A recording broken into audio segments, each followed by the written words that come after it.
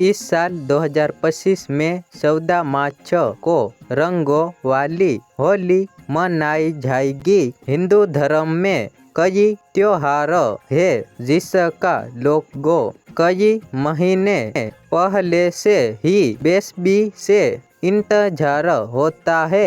दिवाली के बाद होली का त्योहार भी एक बड़ा पर्व है।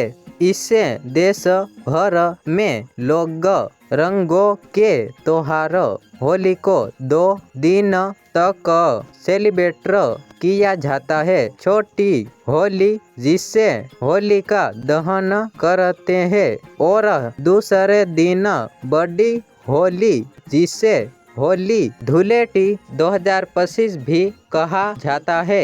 हर साल होली का पर्व फाल्गुन मास की पूर्णिमा तिथि को मनाया जाता है। इस दिन लोग एक दूसरे को रंग लगाकर होली सेलिब्रेट करते हैं। वर्ष 2024 बीतने वाला है, ऐसे में हर कोई जानना चाहते हैं कि आने वाले साल में कौन सा पर्व त्योहार किस तारीख को पड़ने वाला है। यदि आपका भी फेवरेट पर्व है होली और जानना चाहते हैं कि कब मनाई जाएगी वर्ष 2025 में होली और क्या है होलिका दहन शुभ मुहूर्त, तो होली की सही तिथि जानने यहाँ साल 2025 में होली का